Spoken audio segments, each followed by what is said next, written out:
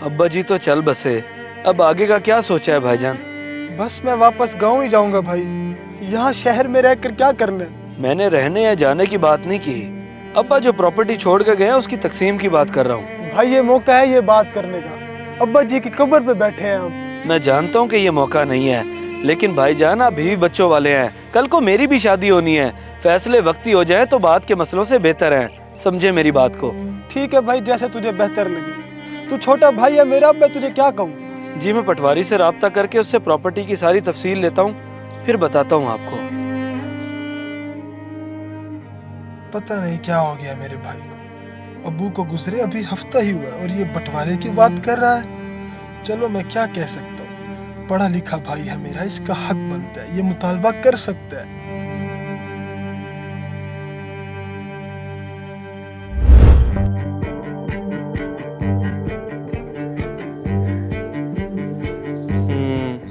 जनाब नज़ीर हुसैन साहब की मौजूदा प्रॉपर्टी में सिर्फ 3 कनाल की ज़मीन है जो कायमपुर में वाक़ है, और एक 12 मरले का प्लाट है जो शहर में है। ओ पटवारी साहब, ये तो मुझे भी पता है, आप बस ये बताएं कि दोनों में से ज्यादा फायदेमंद क्या है, जमीन या प्लाट? शहर के प्लाट का रेट इस टाइम 7-8 लाख रुपए मरला है और कायमपुर की ज़मीन का 20,000 रुपये।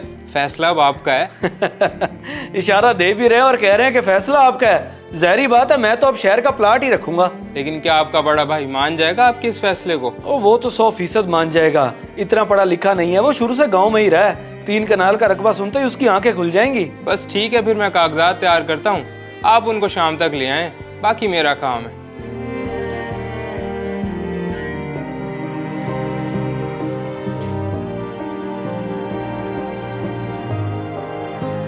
हेलो।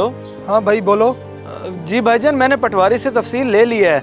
कायमपुर में 3 कनाल की जमीन है और शहर में 12 मरले का प्लाट। अच्छा, इसके अलावा कुछ और? इसके अलावा जो भी था वो अब्बा ने अपनी जिंदगी में ही बेच दिया था। खैर मैंने पटवारी को विरासत के कागजात तैयार करने का कह दिया है, वो जैसे ही तैयार करता है फिर चल के ले लेते हैं। ठीक है भाई, मुझे जैसे ही बुलाओगे मैं फौरन आ जाऊंगा।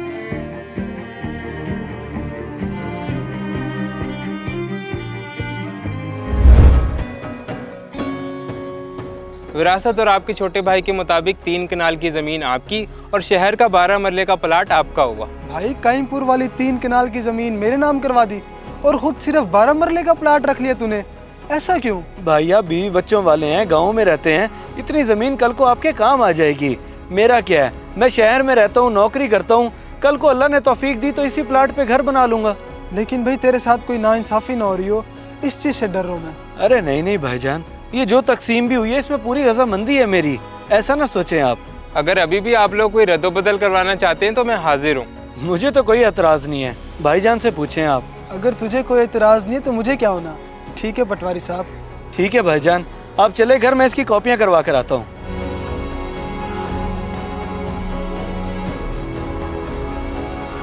वाह भाई वाह, बड़ी सफाई से आपका काम भी हो गया और बड़े भाई पे एहसान भी चढ़ गया। बेशक वो ज़मीन 3 कनाल है, लेकिन मैंने पता करवा लिया है, उस ज़मीन का रेट कभी नहीं बढ़ना, हमेशा 10-20 हज़ार रुपये मरला ही रहना है। जी जी बिल्कुल सही कह रहे हैं आप।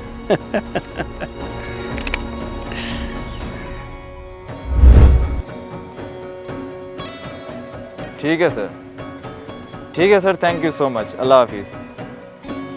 नहीं सर, सिटी में हमें कहीं भी फैक्ट्री लगाने की परमिशन नहीं मिल रही। इसका मतलब है यहाँ शहर में प्रॉपर्टी परचेज करना फजूल है। जी सर, थोड़ा साइड एरिया टारगेट करना पड़ेगा जो सिटी से ज़्यादा दूर भी ना हो, ताकि कल को प्रोडक्ट की सप्लाई इजी रहे। बिल्कुल सही कह रहे हो तुम। फिर कोई प्रॉपर्टी नज़र में है या अभी सर्च करने में और टाइम वेस्ट करोगे तुम? सर 2-3 लोकेशंस हैं, उनके ओनर से बात चल रही है, जैसे ही कोई एग्री हुआ फ़ौरन आपको बता दूंगा। बताने से बेहतर है आज ही उनसे मेरी मीटिंग करवाओ, और हमने ऑफ़र ही ऐसी देनी है अगला बंदा रिफ्यूज़ ना कर सके। Okay sir.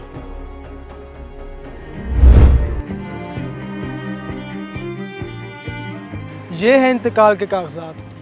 मेरी तो जनाब 3 कनाल ज़मीन बनती है काइमपुर में, जो अभी कुछ दिन पहले ही मुझे विरासत में मिली है। जी मैंने आपकी सारी ज़मीन देख ली है, 3 कनाल आपकी और 2 कनाल आपके साथ वालों की, टोटल 5 कनाल लेने का इरादा है हमारा। जी ठीक है, वैसे भी ये ज़मीन मैंने बेचनी है, रख के क्या करूँगा, मेरे गाँव से बहुत दूर है ये। ज़बरदस्त, आपके साथ वाली ज़मीन की डील 5 लाख रुपए मरला के हिसाब से हुई है, तो आपके साथ नाइंसाफ़ी नहीं करेंगे, इसलिए आपकी ज़मीन भी उसी रेट पर परचेज करेंगे। टोटल रकम 3 करोड़ की बनती है, अगर आपको कोई इशू है तो आप हमें बता दें। 3 करोड़? नहीं, मुझे क्या मसला होना है, मुझे मंजूर है, आप ले लें ज़मीन। मुजीब, कल ही इनकी सारी पेमेंट क्लियर करके इंतकाल करवा लो। अब और डिले करना नहीं बनता। जी ठीक हो गया सर, मैं कल ही सब करवा लूँगा। मुबारक हो आपको। जी पटवारी साहब, कैसे याद किया? जनाब मुबारकबाद देने के लिए फ़ोन किया आपको, बहुत बहुत मुबारक हो। अरे पटवारी साहब, ये इतने दिनों बाद आपको दोबारा से मुबारकबाद देने की याद कैसे आ गई? खैरियत तो है? उस बात पे नहीं दे रहा जनाब, बात ही कुछ ऐसी है, जब आप सुनेंगे तो आपके पाँव के नीचे से ज़मीन निकल जाएगी। जनाब क्या हो गया ऐसा? क्यों बात को घुमा रहे हैं? सीधा सीधा बताएं क्या बात है? जो काइमपुर की ज़मीन आपने बेजरर समझ के भाई के नाम करवाई थी, वो एक फैक्ट्री वालों ने 3 करोड़ की खरीद ली है। अभी अभी इंतकाल दर्ज करके आ रहा हूँ मैं। क्या 3 करोड़? जी जनाब, बस जब अल्लाह किसी पे मेहरबान हो तो कोई क्या कर सकता है। अगर सारे इंसान मिल के भी तेरा बुरा करना चाहें तो जब तक रब की मशीयत ना हो वो तेरा बुरा कर नहीं सकते। इस मैसेज को सदका जारिया समझ के ज्यादा से ज्यादा शेयर करें, शायद आपकी वजह से किसी की इस्लाह हो जाए।